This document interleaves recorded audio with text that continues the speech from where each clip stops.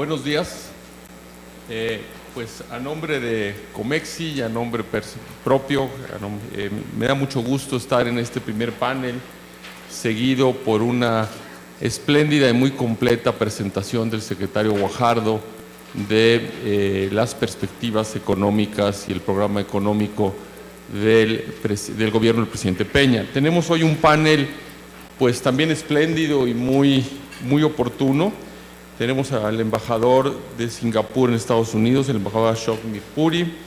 Tenemos a Gerardo Gutiérrez, presidente del Consejo Coordinador Empresarial, y tenemos a Luis Telles, presidente de la Bolsa Mexicana de Valores. Y yo creo que con este panel de lujo podemos pues empezar a tener una lectura de cómo ve tanto la perspectiva diplomática en voz y con la presencia del embajador de Singapur, y luego cómo ve el sector privado mexicano estos primeros 4 meses del gobierno del presidente Peña. El formato de este panel vamos a tratar de ser un panel muy dinámico, muy interactivo, sin tener presiones formales, y si les parece bien, pues yo empezaría con una pregunta, que nos digan muy brevemente cada uno de los panelistas cuál es su perspectiva de estos primeros 4 meses de gobierno del presidente Peña, luces y sombras, qué les gusta, qué les preocupa, y si les parece bien empezaríamos por Luis Telles, que está en mi lado izquierdo, no necesariamente ideológicamente, pero por lo menos desde el punto de vista del PAN. Muchas gracias, Jaime. También quisiera yo felicitar a la espléndida presentación del secretario de Economía, que nos dio una visión de cómo está México en el mundo, y agradezco mucho a Susan Segal el que me haya invitado a este panel. Yo quisiera hablar desde el punto de vista financiero. Los primeros 4 meses del gobierno del presidente Peña han sido realmente extraordinarios en 2 sentidos. Extraordinarios en el sentido de que han sido fuera de lo común, y extraordinarios en el que han sido muy buenos. Ayer tuvimos una caída muy fuerte en los mercados internacionales. Todos los analistas y la prensa está discutiendo si se debió a que China anunció una tasa de crecimiento del 7.7% y que la tasa de crecimiento viene cayendo. En el último trimestre del año fue de 7.9, bajó a 7.7, y bueno, las tasas de crecimiento del 10, del 12%, es muy probable que no las veamos en mucho tiempo, y esto va a tener un impacto sobre los mercados internacionales, sobre la demanda de commodities, sobre la demanda de bienes manufacturados, etcétera. Pero lo que ha sucedido, quitando el día de hoy, la Bolsa Mexicana de Valores y los valores mexicanos, los valores no únicamente los que se cotizan en bolsa, sino la deuda mexicana, tanto pública como privada, han sido los valores más demandados en el mundo. Hemos tenido flujos de inversión muy importantes que se traducían, y nuevamente comento, quitando el día de hoy, en una variable clave. El tipo de cambio estaba rondando los 12 pesos, eso implica que lo que hemos estado teniendo son incrementos muy importantes de flujos financieros hacia el país. Y por el otro lado, en el mercado de valores, los múltiplos de las empresas que cotizan en el mercado, tanto industriales como de servicios, como de construcción, son de los múltiplos más altos a nivel internacional. ¿Qué significa esto? Que han entrado muchos capitales, ha entrado una cantidad de capital muy importante, que ha aumentado el valor de los valores mexicanos, de los papeles mexicanos, al mismo tiempo que las tasas de interés de los bonos mexicanos, tanto de corto como de mediano plazo, precisamente por un aumento en su demanda y un aumento en el precio de los mismos, ha venido cayendo. Hay expectativas internacionales muy favorables hacia México, y para terminar diría que esto se debe a 2 razones fundamentales que se han ya mencionado aquí. Una de ellas es que México tiene una macroeconomía muy sólida, y por lo tanto la capacidad de pago y el riesgo de tener una crisis macroeconómica como la europea o como la que han tenido otros países no está presente, como la que de alguna manera se está prefigurando en Brasil, no están presentes. Y por el otro lado, la economía mexicana ha mostrado un dinamismo, dentro de Latinoamérica, ha mostrado un dinamismo muy importante en los últimos 6 meses. Entonces, Jaime, en resumen, en el sector financiero, pues las variables hablan por sí solas, han sido 4 meses extraordinarios, 4 meses que han mostrado un positivismo muy importante hacia México, y lo vemos en el tipo de cambio, en el nivel de precios en la Bolsa Mexicana de Valores, en el nivel de tasas de interés del papel mexicano y en el interés que existe de invertir en nuestro país.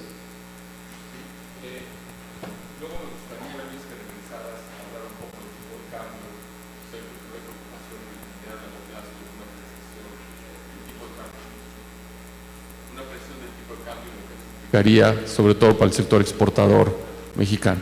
Pero ¿por qué no le damos la oportunidad al embajador de Singapur que nos diga cómo se ve desde la perspectiva diplomática el gobierno del presidente Peña? Thank you. First, I apologize for speaking in English because unfortunately I have not learned Spanish yet. And as Mexico expands to the world, I think more of us will have to learn Spanish. But secondly, I think you cannot ask a diplomat to comment on another country. But let me explain why I am here, why I have come from Washington, D.C. to participate in this conference. Obviously, it is a signal of how Singapore sees the opportunities emerging in Mexico and that Mexico is growing to the world. This conference is co-sponsored by one of our economic agencies over here, International Enterprise Singapore, which is present in Mexico City. And from Singapore's point of view, we are now seeing a massive parallel growth between Latin America and Asia. While in Mexico, and the Secretary gave a very detailed summary of the engagement with NAFTA, while Mexico is doing that, Mexico is also a new member of TPP. Mexico joined TPP last year. Singapore was an initiator of TPP. It started with something called P2 between Singapore and New Zealand. We grew it to P4 to include Brunei and Chile, and then the US came in and other members have come in. And now Japan is also planning to join TPP. TPP is becoming a major structural economic agreement for the whole region. And I think that's really where some of the opportunities for Mexico lies. You have a growth in Asia, you have a growth in Latin America. In many ways, our growths have gone in very parallel tracks, but we haven't engaged very actively with each other. In Mexico, you look to the US and Europe. In Asia, we look to the US and Europe. But I think the time has come now for us to start looking across to each other. As you see the growth in Asia, as you see the growth in Southeast Asia, this is really the position that Mexico is in to deal with what is happening across the Pacific. And we face many similar problems as well. As the Secretary went through the implementation of the challenges that the government faces, having come into office just 4 months ago, human resource capital, that is a major issue that we have to deal with in Asia as well. We have to deal, as you have to do here in Mexico, with social issues, with urbanization issues, with creating jobs for people, with environmental sustainability. I think there's plenty for us to learn from each other, to work with each other, and also what's happening in Asia. Asia is not just about China. We have in Southeast Asia an organization called ASEAN, which has 10 members, including Singapore, Indonesia, Thailand, Philippines, Malaysia, and several others. This is a very dynamic part of the world. The economies there is over $2 trillion, 650 million people, a growing middle class. I think there are opportunities for Mexican companies to start reaching out over there. And obviously Singapore provides a very unique regional hub for many of the things that Mexican companies, as you reach out over there, can do. So I think that early in this administration, the fact that you've organized this conference, the fact that you've invited people from Asia to come and engage in this is really a very positive step for the government to take. The President himself was in China last week. He will go out. The Secretary told me that he's leaving tonight for Indonesia to take part in the APEC meeting where there will be TPP discussions further. So I think that this is really the future for Mexico. Thank you. Gracias. Ahora a continuación le pediría, ¿se escucha? Le pediría a Gerardo que nos hable no solo cómo ve el sector privado mexicano estos primeros 4 meses de gobierno del presidente Peña. A veces parece que son 4 años por todo lo que ha pasado, pero en particular había esta percepción o este sentimiento generalizado que las cosas no pasaban en México, que no se podían hacer los cambios, que había un impasse o una parálisis legislativa e institucional, y ahora en 4 meses a veces yo ahora recojo preocupaciones de que vamos demasiado rápido. ¿Cuál es la perspectiva de Gerardo y del CCE ahora que pues estás dedicado 120% a pues un poco participar en el proceso de los cambios institucionales? Sí, gracias. Gracias, Jaime. Antes que nada, saludo a mis compañeros del panel, a Luis, al señor embajador y a Jaime, por supuesto. Agradezco a Susan Segal y a ProMéxico por este excelente evento, también a todo el cuerpo diplomático. Yo coincido, yo creo que han sido 4 meses muy intensos, 4 meses donde realmente México puede, nosotros estamos convencidos en el sector privado mexicano que México puede y debe potencializar sus capacidades. México es un gran país que ha estado durante mucho tiempo sin generar los grandes acuerdos nacionales, que eso nos ha limitado a poder, como decía, potencializar nuestras capacidades. Hay una gran perspectiva de crecimiento, de inversión y de empleo. El sector privado mexicano, desde el inicio en el proceso político que pasó, pusimos en la agenda por México, lo que hicimos fue generar y poner expectativas de generar crecimientos de manera sostenidos por lo menos del 6% de manera anual y generar 1 millón de empleos, que es los que están demandando los mexicanos. Yo estoy convencido que México está entrando a una nueva fase de desarrollo mucho más vigoroso y sostenible, que sí nosotros podemos esto traducirlo sobre todo en la aprobación de las reformas estructurales. Ya hemos tenido un avance importante, ya se aprobó la reforma laboral, que es una reforma que nos ayuda mucho a la productividad del país. Se aprobó la reforma de educación, que el gran reto es la implementación en los 32 estados. Ya platicó de manera muy extensa la de telecomunicaciones y la de competencia, que hoy está en la Cámara Revisora, en el Senado de la República, en un proceso muy dinámico. Y tenemos 2 grandes reformas o 3 grandes reformas que se proyectan para el próximo año. La reforma energética, que es la que nos va a dar la potencialidad y los niveles de inversión y de empleo que necesita México. Una reforma hacendaria que nos va a permitir darle los recursos necesarios y suficientes al Estado mexicano, con, por supuesto, la claridad de que esos recursos se tienen que manejar y tenemos que hacer un esfuerzo en los 3 niveles de gobierno de manejarlos de manera más eficiente, con mayor transparencia y rendición de cuentas. Yo creo que las condiciones, aunado a esto, las condiciones macroeconómicas y de finanzas públicas en México pues son muy buenas. De hecho, si las comparamos, digo, es muy feo las comparaciones, pero si las comparamos con otros países, que parte de la problemática que han tenido es precisamente en estos 2 rubros, yo creo que México está en situaciones muy favorables y eso permite también que pues no tener de alguna manera un blindaje a todas las crisis internacionales. Yo creo que lo que decía Jaime, la voluntad reformadora se ha venido traduciendo en este acuerdo político que todos conocemos, que es el Pacto por México. Pacto por México, y porque a mí muchas veces me han preguntado por qué no participa la sociedad y el sector privado mexicano, porque el Pacto por México es un pacto que se hizo, es un pacto político entre las 3 principales fuerzas políticas de México con el gobierno de la República. La idea de esto es generar un piso donde las coincidencias puedan generar políticas públicas y propuestas de leyes y de reformas que cambien la circunstancia de nuestro país. Yo creo que eso es un gran paso y es una parte de lo que nosotros habíamos venido solicitando de manera muy importante. Ahora, ¿qué estamos haciendo nosotros con el pacto?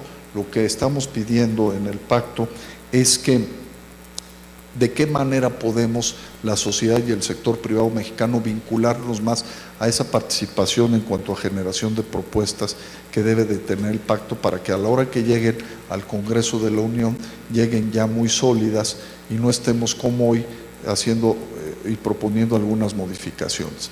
Entonces, realmente consideramos que México tiene las condiciones para generar ese dinamismo, esa confianza. Yo sí he tenido la oportunidad de participar en giras internacionales y el momento mexicano sí existe, hay una gran potencialidad. Tanto los mercados como los países están viendo que México no nada más es una economía emergente, sino es una de las economías que van a crecer de manera muy significativa, y si México tiene la capacidad de cubrir esos rezagos que tenemos y podemos generar un mercado interno mucho más sólido, mucho más fuerte, seguramente la perspectiva del sector privado se va a cumplir. En los próximos 15 años estar entre las primeras 10 economías del mundo. Muy bien, me dicen que vamos a tener que tener una pequeña interrupción en unos 5 minutos, una interrupción de lujo porque va a venir el canciller Meade a participar en el evento, pero podríamos aprovechar probablemente estos 5 minutos, Gerardo, yo sé que luego tú vas a tener que retirarte, para pues volver a preguntarte desde el punto de vista de la interacción con el Congreso mexicano. ¿Cómo ves tú en el mediano y largo plazo el futuro del pacto? ¿Hasta dónde cree el sector privado mexicano que el pacto va a ser un instrumento de gobierno o un instrumento o es un esfuerzo meramente transitorio para hacer las reformas? Bueno, yo creo que el pacto tiene mucho futuro en la medida que se pueda abrir a una participación mucho más sólida en cuanto a la generación de propuestas de parte de los sectores interesados de la sociedad mexicana. Yo lo platicaba con el gobierno de la República, ellos ya están conscientes de que el pacto tiene que ser un sumador de esfuerzos y de visiones y de proyecto de nación para que realmente las propuestas que surjan del pacto pues surjan propuestas muy completas y muy sólidas. En esa medida yo creo que el pacto va a tener viabilidad. Nosotros lo que estamos buscando es generar como lo mismo que estamos haciendo ahorita con la Secretaría de Economía, con todos los tratados de libre comercio que ya platicó el secretario de Economía, al igual del TPP, de la Alianza, cuartos de al lado con especialistas. Nosotros tenemos cerca de 250 especialistas aglutinados en grupos interdisciplinarios en el CCE. Tenemos más de 20 comisiones nacionales que están trabajando día a día con grupos también de especialistas, no nada más de las empresas y de los organismos empresariales, sino de gente externa que nos ayuda. Entonces, realmente el Consejo está generando propuestas muy sólidas a favor de México. También tenemos instrumentos como es la Agenda por México que construimos y que nos firmó el presidente de la República, que es una agenda de 8 ejes transversales que le hemos dado seguimiento.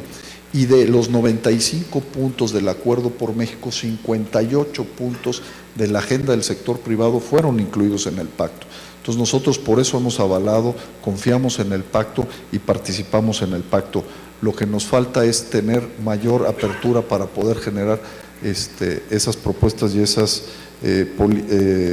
propuestas tanto de políticas públicas como de leyes que son necesarias. También, nada más para terminar, les quiero decir que estamos trabajando en otros frentes, estamos trabajando con el Gobierno de la República, con el Congreso, una agenda también común.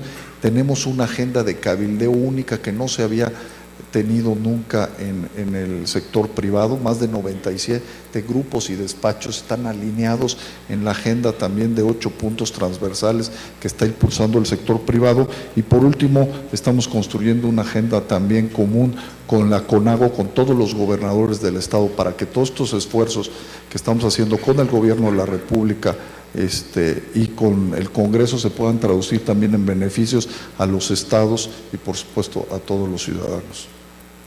Muy bien. Luis, déjame regresar al tema del tipo de cambio. Mencionaste tu intervención como en las últimas semanas hemos visto un poco como resultado de esta pues muy favorable percepción de los mercados externos de la situación económica de México, pues una apreciación fuerte del tipo de cambio mexicano. ¿No le preocupa a las empresas en bolsa, sobre todo a las empresas manufactureras y exportadoras, esta apreciación del tipo de cambio mexicano? ¿Y cómo la ves tú en lo personal? Bueno, siempre es difícil hablar del tipo de cambio, sobre todo estando tan cerca del Banco de México.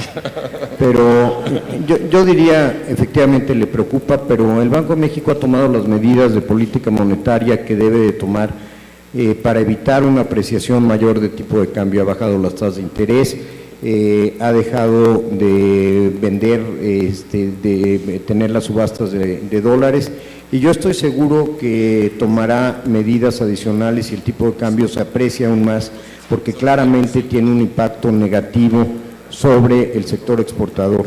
Pero Jaime, ahora que estás distraído, voy a aprovechar para mencionar dos temas que para mí son muy importantes.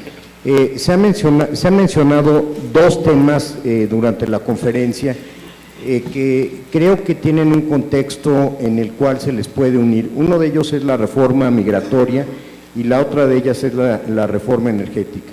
Y la reforma migratoria la hemos escuchado o hemos escuchado comentarios sobre la misma en torno al bienestar y a la posibilidad de que nuestros conciudadanos en los Estados Unidos tengan acceso a una vida más digna, a una vida en la que tengan derechos ciudadanos en los Estados Unidos, etcétera.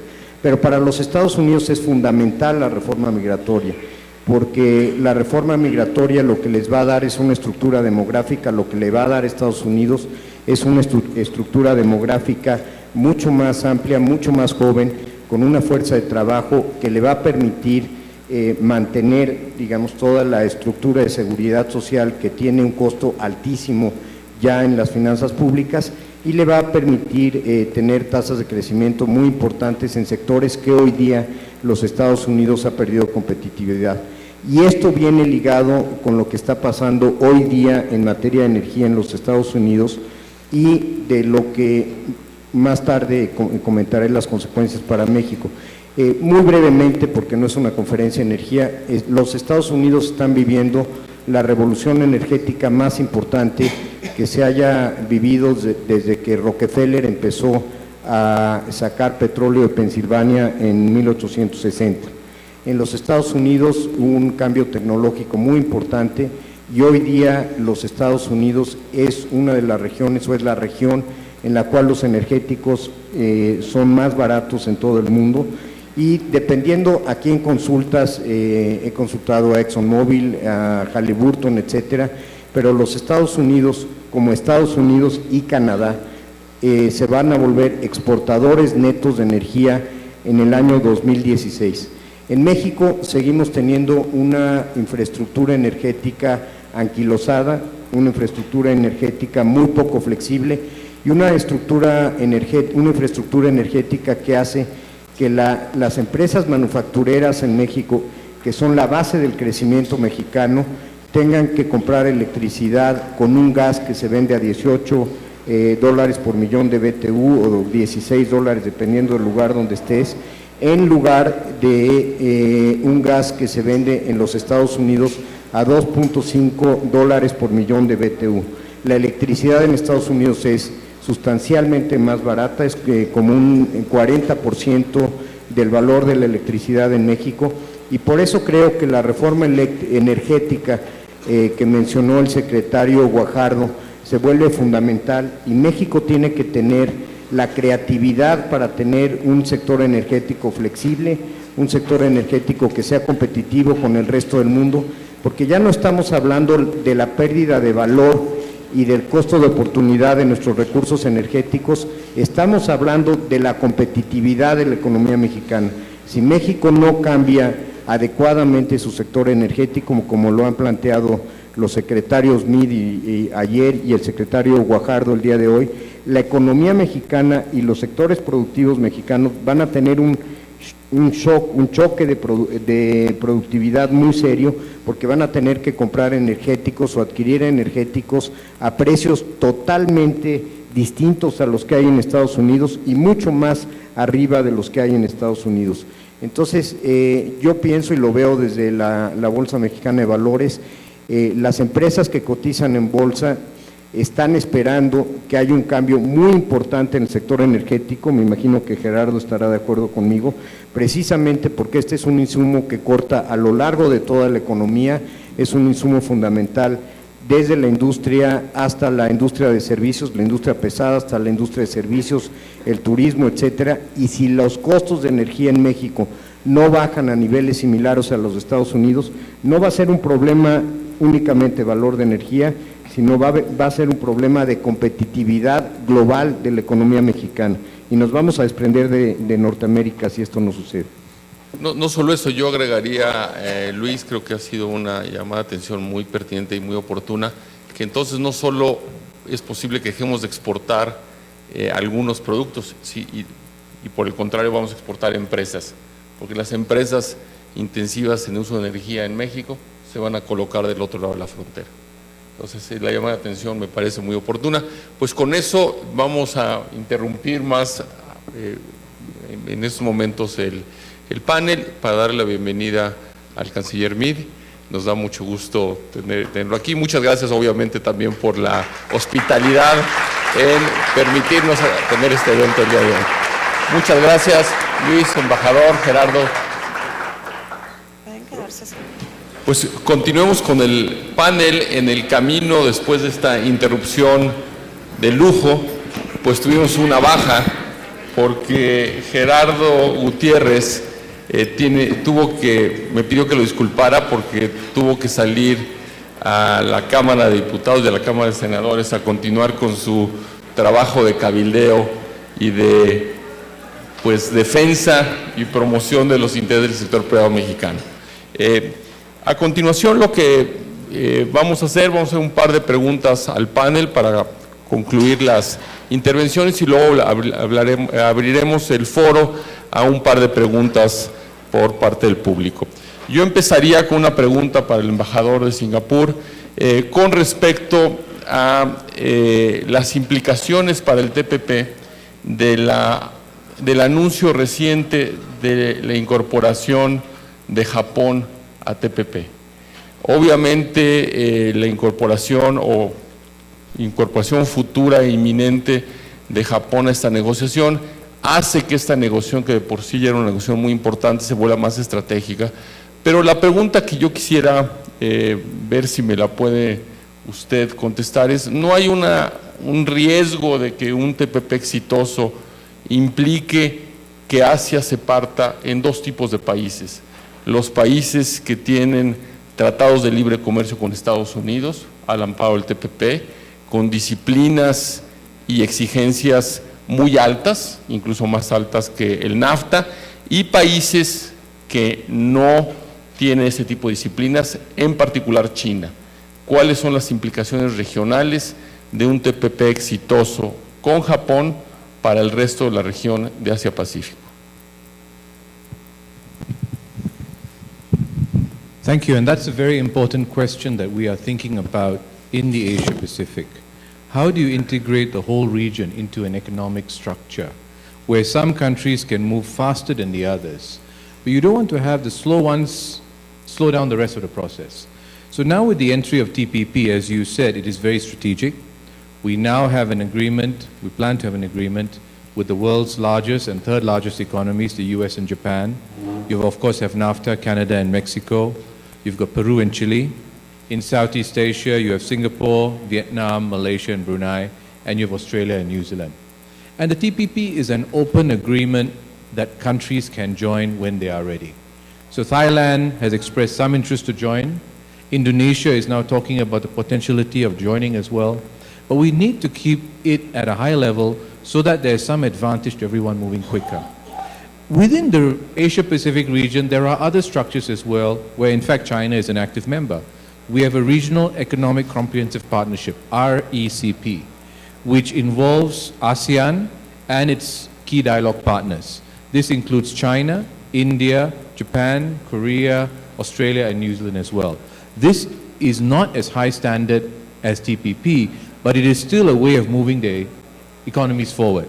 The eventual goal is to create a free trade area of the Asia Pacific, combining TPP with RCEP and the bilateral free trade agreements that are there. And that's really the way we want to go. TPP has to be a high standard because, as both the secretaries said earlier, there's a certain hierarchy of things that you have to do. There are new areas that have come in. How do we deal with the digital era? How do we deal with new services? Some economies are not yet ready to deal with that. So that's where I think the advantage of pushing ahead and setting a framework by keeping it open that others can come in to join is really the key of what we want to do. But also what's come up in our conversation so far about where Mexico is and in terms of the TPP and the other things, I think the key is really developing that national consensus, getting the private sector and the public sector together. It is going to be a difficult agreement. TPP is not easy. There are going to be structural adjustments. But as the hierarchy of your commitments to the globe, I think these are important to position Mexico for the next stage of development. And that's really the advantage of joining in these agreements, joining them early, being an active player. So we hope to get TPP done by the end of this year, and then try and encourage the others to come in as they're ready to do so. Muy bien. Y finalmente, para cerrar la sesión de presentaciones y preguntas por parte del moderador, yo le preguntaría a Luis una pregunta un poco con el mismo espíritu, pero enfocada a América Latina. Hablamos mucho de América Latina como región, pero evidentemente también hacia dentro de América Latina lo que estamos viviendo es una posible partición en América Latina de un grupo de países, los países que tenemos la cuenca del Pacífico, que estamos profundizando nuestra integración y ahora buena parte de Perú, Chile, México, al amparo del TPP, tener un marco jurídico institucional muy exigente, y otros países, en particular los países de Mercosur, que están pasando, por decirlo de una manera diplomática, que están enfrentando retos institucionales y económicos muy fuertes, y donde el proceso de integración que hace 20 años se veía muy ambicioso, hoy en el mejor de los casos está siendo cuestionado. ¿Cómo ve el sector privado mexicano el proceso de integración en América Latina, al que le dedicamos mucho ruido, pero que con toda franqueza, desde mi perspectiva, tiene pocas nueces? Bueno, yo creo que no tiene tan pocas nueces. En el siguiente sentido, Jaime, la inversión privada mexicana en Latinoamérica es muy importante. Las grandes empresas mexicanas, desde las empresas de infraestructura como ICA hasta las empresas de consumo como Bimbo, pasando por empresas financieras, tienen presencia en prácticamente toda Latinoamérica y han sido muy exitosas en prácticamente todos los países de Latinoamérica. Debo señalar que hacer negocios para las empresas mexicanas, las que yo conozco más, que son las empresas que cotizan en bolsa, es mucho más sencillo, digamos, en la cuenca del Pacífico latinoamericano que en la cuenca del Atlántico latinoamericano. Es decir, las empresas mexicanas que trabajan en Perú, por ejemplo, tenemos entre las empresas más importantes del Perú están las empresas mexicanas. Grupo Minero México es un muy buen ejemplo. Hacer negocios en Perú, hacer negocios en Chile o hacer negocios en Ecuador es mucho más sencillo que hacer negocios en Brasil. En Brasil es muy complicado hacer negocios porque la legislación brasileña y las regulaciones brasileñas hacen muy complejo el establecimiento de las distintas empresas de distintos lugares, pero específicamente estoy hablando de las mexicanas. Y a pesar de eso, las mexicanas han sido muy exitosas entrando en Brasil. Sí noto y sí claramente hay una política mucho más abierta, mucho más liberal, una política de mayor integración en la cuenca del Pacífico que en la cuenca del Atlántico, Latinoamérica, y en el sector financiero Los países que son Perú, que forman parte de este acuerdo por el Pacífico, Perú, Colombia y Chile formaron un sistema de ruteo para sus mercados de valores, del que nosotros somos casi partes, porque tenemos que cambiar un artículo, el gobierno y el Congreso tiene que cambiar un artículo de la ley del mercado de valores, pero una vez que eso sea, nosotros vamos a estar presentes. Y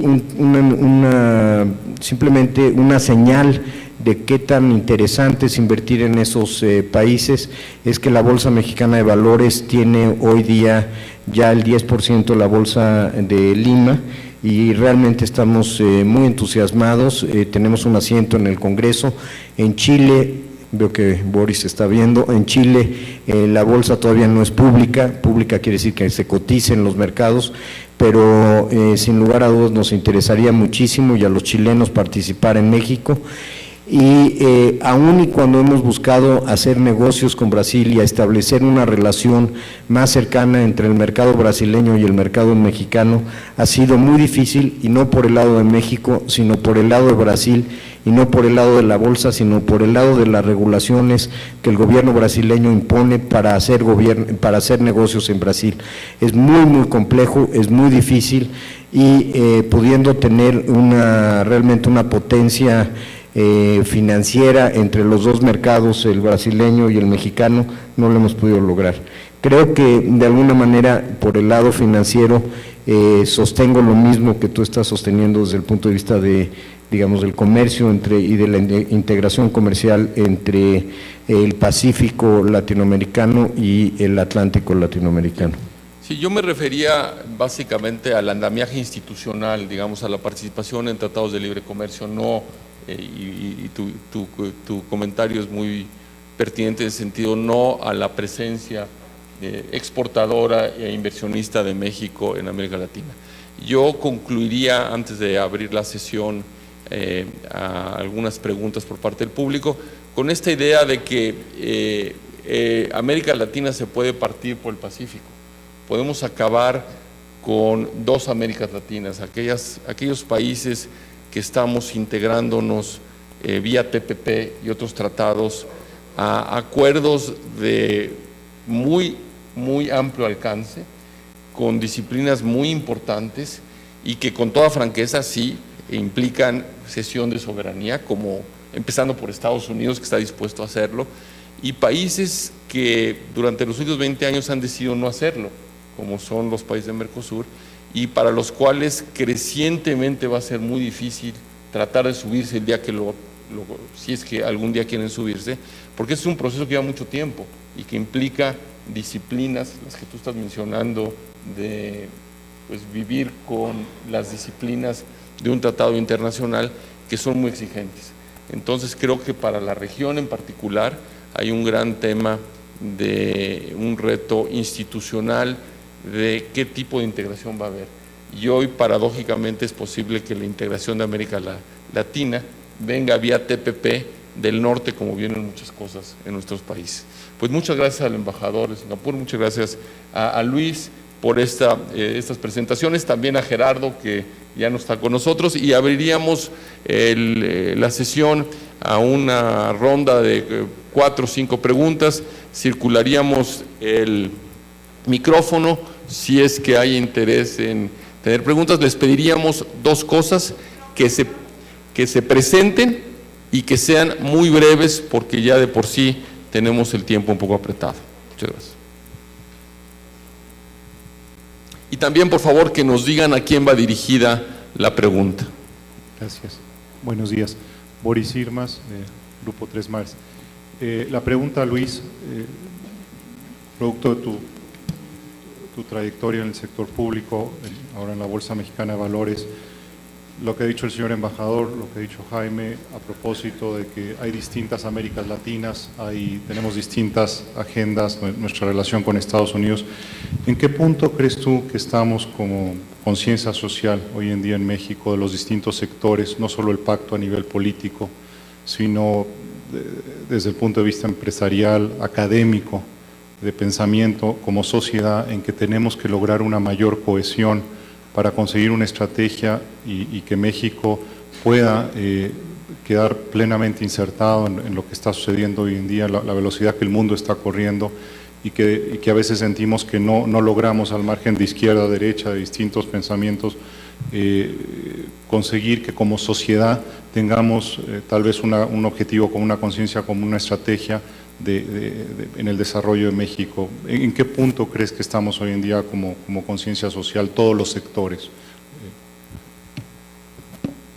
Bueno, es una pregunta muy difícil. Ya entendí por qué se fue Gerardo, porque eran las lámparas que lo están apuntando como si estuviera en la Procuraduría General de la República, pero yo veo, es decir, hay un consenso en México muy amplio. Si ustedes ven la votación y lo que planteó el presidente Peña y lo que planteó Josefina Vázquez Mota en términos de política económica, pues no era muy diferente uno del otro. Es decir, tenemos un 80% de la población que votó más o menos por un modelo económico que más o menos es similar. Y creo que las reformas que ha planteado el presidente y las que ha ejecutado nos llevan por esa vía hacia un país más liberal, hacia un país más flexible, hacia una economía que puede funcionar.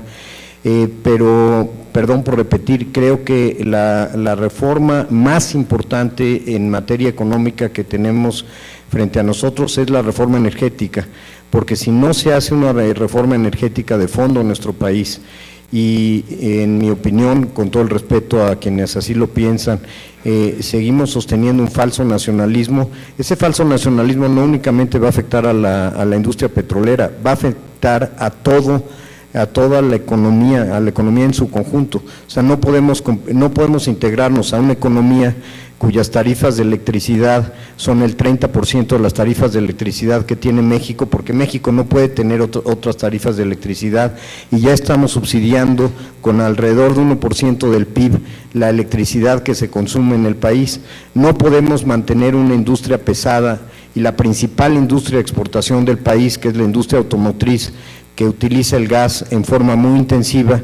Si en los Estados Unidos el gas está a $3, $2.50 por millón de BTU, dependiendo de dónde estés situado, y en México, como no construimos ductos y como nadie puede explotar gas más que Pemex, tenemos gas a $15, $16, $17 por millón de BTU, en algunos lados en la frontera, obviamente más barato. Es la reforma más importante, porque es la reforma más difícil desde un punto de vista político.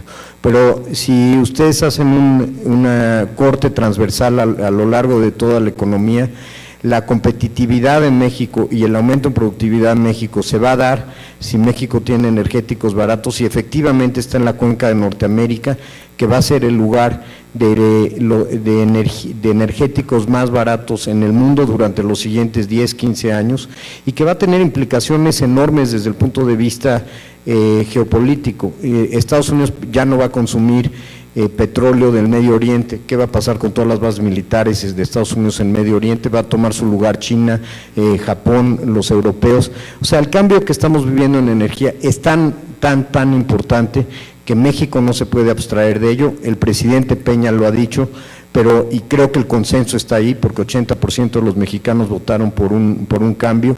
Yo creo que el reto está en que el consenso que se ha logrado a través del Pacto por México efectivamente llegue a un sector tan importante como el de la energía.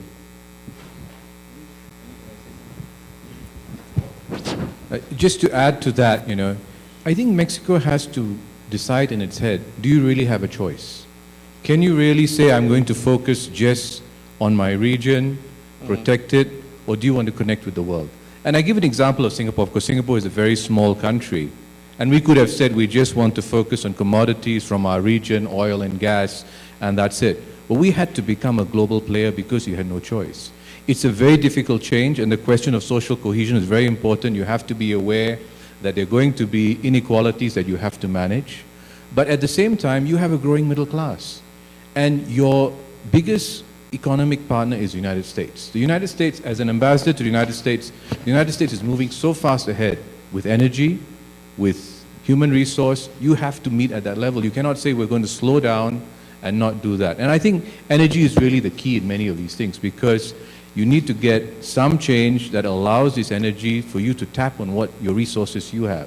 And it's really a question of, can you really sit back and say, we'll just focus on our region, when actually the whole world is available for you? And that's really reaching out for that and making that change. Bueno, yo creo que esa es la mejor manera de concluir este panel.